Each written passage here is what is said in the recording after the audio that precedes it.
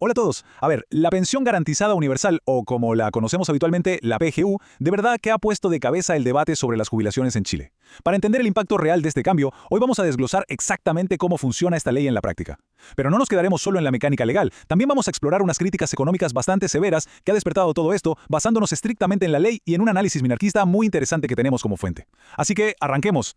Rápidamente, la hoja de ruta para hoy. Sección 1. La mecánica de la PGU. 2. El test de afluencia. 3. La óptica libertaria sobre esto. 4. El financiamiento y la coacción fiscal. Y 5. Este concepto de ser rehenes del presupuesto. Vamos a ello. Sección 1. La mecánica de la PGU. Empecemos por revisar las reglas fundamentales del juego. Bueno, para entender la PGU, primero hay que mirar los requisitos. ¿Quién entra aquí? La ley exige tener 65 años cumplidos y demostrar al menos 20 años de residencia en Chile. Además, no se puede pertenecer al 10% más rico de la población y la pensión base del solicitante debe ser inferior a 1.000.000 pesos. Fíjense que esto es un cambio de paradigma total, porque este beneficio funciona como un derecho adquirido simplemente por edad y residencia. No importa tu historial de cotizaciones previas. Y para ponerle una cifra concreta, el monto máximo mensual que fijó originalmente esta transferencia del Estado es de 185.000 pesos. Ese es básicamente el piso no contributivo establecido. Claro, para mover toda esta maquinaria gigantesca se necesita un motor burocrático, ¿verdad? Y ahí es donde entra el IPS, el Instituto de Previsión Social. Actúan como el gran administrador central. Son los encargados de recibir las solicitudes, cruzar las bases de datos, dar las aprobaciones y gestionar que esta enorme transferencia de recursos fluya religiosamente todos los meses. Pasamos a la sección 2, el test de afluencia. Aquí es donde la letra de la ley choca de frente con la cruda realidad técnica. Porque la primera gran pregunta que surge es bastante obvia. ¿Cómo define exactamente el Estado quién es rico y quién no? Es decir, ¿dónde trazan la línea legal para dejar afuera a ese famoso 10% de mayores ingresos?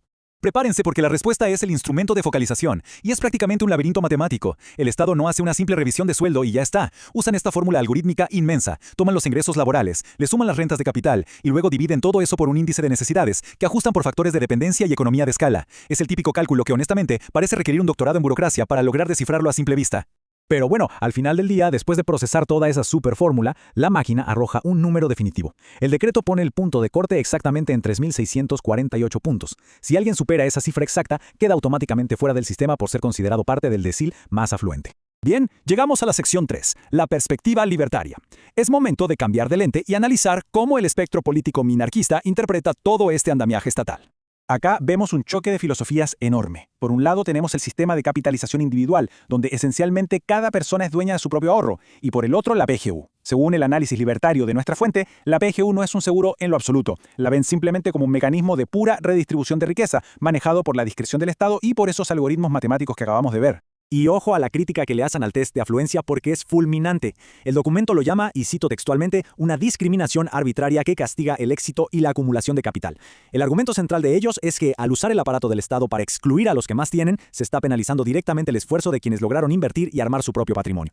A esto le suman un concepto muy interesante, el incentivo perverso. Piénsenlo así, si alguien se acerca al límite de la pensión y decide ahorrar más plata de forma independiente, el Estado va y le recorta el beneficio.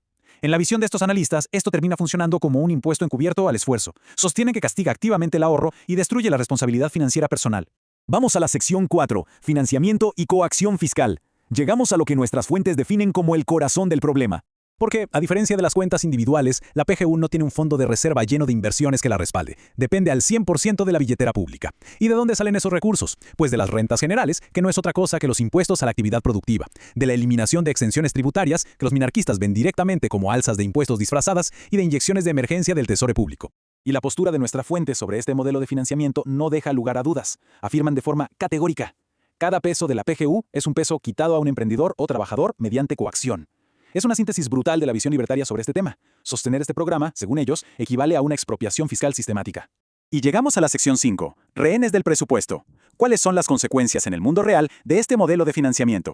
El texto destaca noticias de actualidad sobre la búsqueda del gobierno por encontrar eficiencia y hacer recortes para poder cuadrar la caja. Para los analistas libertarios, el hecho de que ya se requieran estos ajustes evidencia la ineficiencia crónica de la administración pública. Argumentan que este nivel de gasto está comprometiendo seriamente el futuro financiero del país. El diagnóstico que hacen es tajante. Dicen, el sistema es un barril sin fondo. Los pensionados pasan a ser rehenes del presupuesto estatal. Y claro, el gran temor aquí es que, al depender de la recaudación fiscal anual, el sustento de la tercera edad queda totalmente amarrado a los caprichos políticos de turno, a las crisis económicas o a la silenciosa pérdida de valor provocada por la inflación. Entonces, para ir sintetizando, la conclusión de este análisis libertario es: obviamente diametralmente opuesta al estatismo. Para esta visión, la única salida que es verdaderamente moral y eficiente requiere potenciar la libertad individual, detonar el crecimiento económico y apostar por un sistema de capitalización totalmente libre de la mano del Estado. Y bueno, después de cruzar este complejo laberinto legal y revisar esta contundente crítica minarquista, nos queda una reflexión profunda. ¿Cómo logra una sociedad equilibrar ese noble deseo de garantizar derechos universales con el enorme peso fiscal y las implicancias morales sobre la libertad individual que esto trae? Es el gran dilema de las políticas públicas. Muchísimas gracias por acompañarnos a desenredar todo esto hoy. Nos vemos en la próxima.